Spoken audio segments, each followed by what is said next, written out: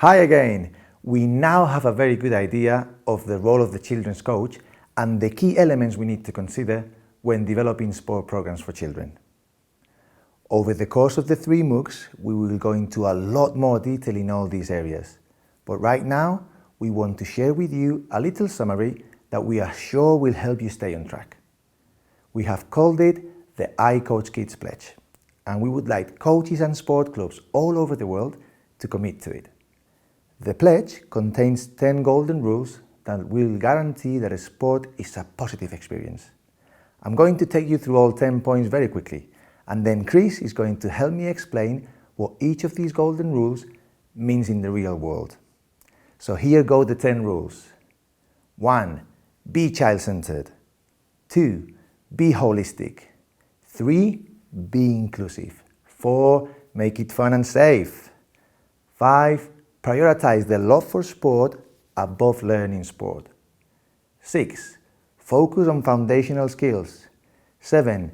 Engage parents positively. 8. Plan progressive programs. 9. Use different methods to enhance learning. And 10. Use competition in a developmental way. Okay, so what do these 10 rules really mean? Most importantly, what does these look like on the ground? Over to Chris for the first one.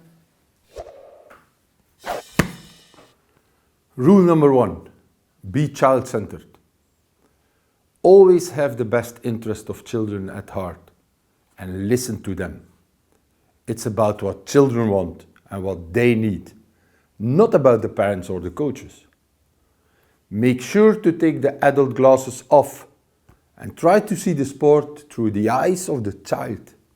It looks a lot different from where they sit. So why not ask the kids some questions? For example, why do they come to your sessions? What do they like or dislike? What other experience of sport have they had? Rule number 2, be holistic. Try to see and develop children in your sessions as people first and foremost, not only as athletes.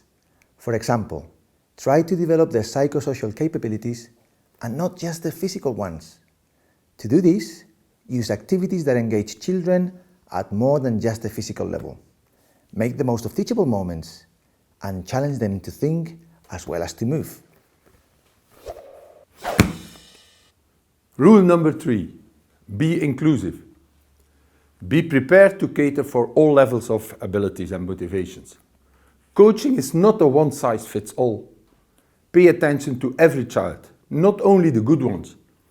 Get to know the kids you coach and dare to coach them differently. And make sure you remove all barriers to participation, so every child feels welcome, regardless of their background, motivation, ability, and previous experience. Rule number 4, make it fun and safe. Children want to learn and to have fun doing it, and they also want to feel safe. As a coach, you must create enjoyable and caring climates, an atmosphere that allows children to thrive and that keeps them coming back. Go out of your way to build great relationships. Spend time on it. Nothing else matters until you achieve this. And what about fun? Well, it sounds counterintuitive, but don't let learning get in the way of fun. Bear in mind that when you, the coach, have fun, so will the children. Go on, coach, let your hair down. Rule number 5, prioritize the love for sport above learning sport. As we already know, only a small proportion of kids want to be elite athletes. And of those who do, only a minimal number will actually become elite athletes. Yet, all of them have the potential to become healthy, active adults. Creating that fantastic legacy is part of your job. Make sure children want to come back next week for more. Make it fun, make it enjoyable, make it varied and novel. Make sure they are learning. Make it a social experience. Get them hooked. Rule number 6, focus on foundational skills. During childhood, coaches should not worry too much about the specific skills of their sport. At a young age, kids need to gain essential motor skills. They also need to learn the basics of how to play games using generic tactical principles. This focus on foundational skills leads to lifelong participation as well as higher levels of performance. And yes, if you are coaching a specific sport, your sessions will have a distinct sport-specific flavor, but the main ingredients should be fairly generic.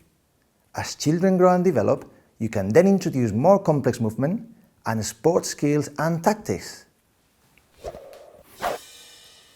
Rule number 7. Engage parents positively. Parents are not the enemy, but the biggest resource at the coach's disposal. They want the best for their kids, and so do you. Partnership is the key word, but you will never know what parents can offer if you don't talk to them. We have to open and maintain regular lines of communication with the parents. And yes, parents can sometimes be overzealous and do or say things they should not.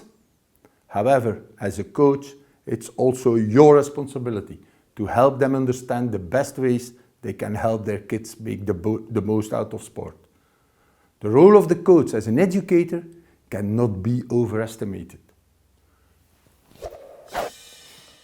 Rule number 8. Plan progressive programs. Remember, coach, you are taking kids on a learning journey. Coaching children should not be about peaking by Saturday to win a game, but more about reaching long-term, holistic goals.